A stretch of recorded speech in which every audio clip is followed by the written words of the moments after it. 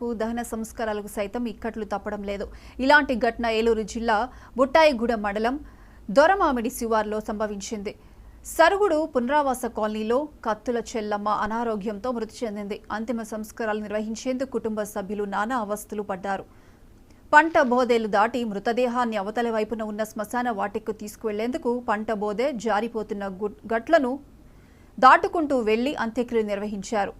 పంట బోదె దాటి వెళ్లేందుకు కనీసం తూరలైన ఏర్పాటు చేయాలని గ్రామస్తులు కోరుతున్నారు.